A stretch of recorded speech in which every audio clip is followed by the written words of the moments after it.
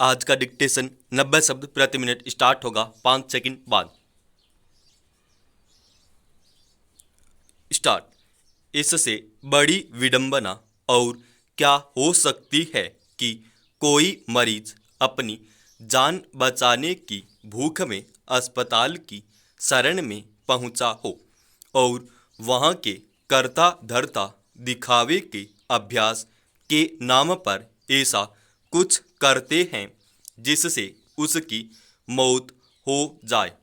खास तौर पर वैसे लोगों की जान के साथ खिलवाड़ करके मौत की नींद सुला देने से ज़्यादा आपराधिक और क्या होगा जिनकी जिंदगी बचाई जा सकती थी।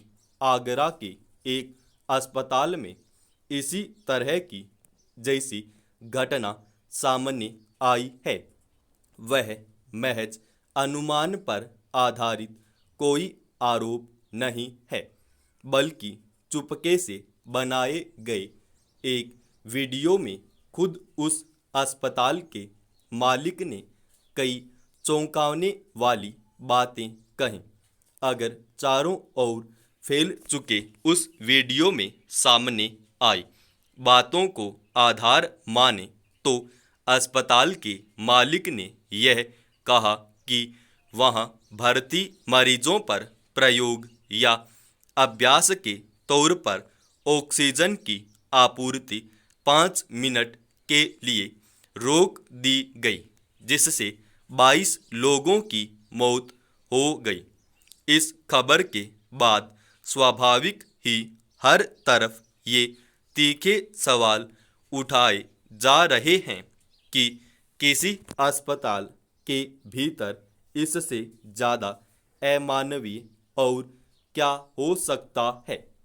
गौरतलब है कि आगरा के एक अस्पताल में जिस वक्त करीब 100 मरीज अपनी सांसों के लिए जदोजहद कर रहे थे, उस समय ऑक्सीजन कटौती करके उसके नतीजे देखने का यह आपराधिक प्रयोग किया गया। यह किसी सामान्य बुद्धि वाले व्यक्ति को भी पता है कि बीमारी की हालत में अगर कुछ पलों के लिए भी मरीज की सांस बाधित हो जाए तो उसके नतीजे क्या हो सकते हैं।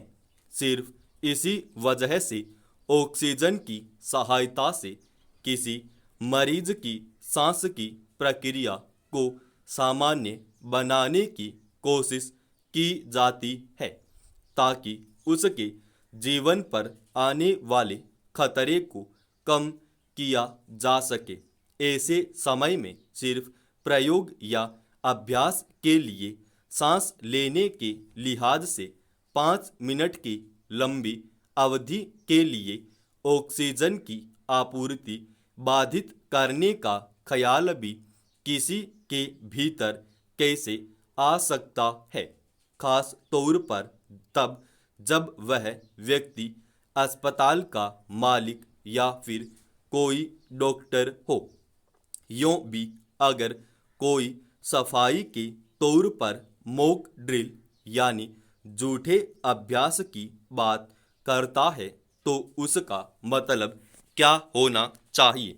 क्या मरीजों की मौत का इंतजाम करने को केवल अभ्यास के तौर पर देखा जा सकता है। अब जब अस्पताल के मालिक का वीडियो चारों तरफ फैल जाने के बाद मामला तूल पकड़ता दिख रहा है, तब प्रशासन की ओर से जांच और कार्रवाई करने की बात कही जा रही है। लेकिन साथ ही वीडियो में 22 लोगों की मौत की बात कहे जाने के बावजूद जिला प्रशासन ने जिस तरह सिर्फ 7 मरीजों की मौत की बात कही है, उससे अंदाजा लगाया जा सकता है कि इस मामले की जांच किस दिशा में जा सकती है।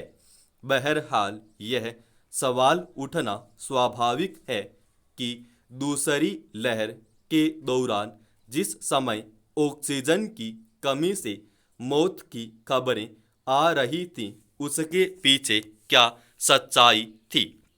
सही है कि किसी एक अस्पताल की घटना के आधार पर सभी मामलों का सामान्यीकरण नहीं किया जा सकता। ज़्यादातर अस्पतालों में डॉक्टरों और स्वास्थ्य कर्मियों के साथ साथ सरकारों ने अपने प्रबंधन के जरिए अपनी सीमा में हर संभव प्रयास किए और इसकी वजह से बहुत सारे मरीजों की जान बचाई जा सकी। लेकिन अब ऐसी घटनाएं सामने आती हैं तब नाहक भी आशंकाओं को बल मिलता है। सरकार को यह सुनिश्चित करना चाहिए कि अगर ऑक्सीजन बाधित करने की वजह से मौतें हुई है तो इसे हत्या के समांतर अपराध माना जाए और इसके दोषियों को सख्त सजा मिले। समाप्ति।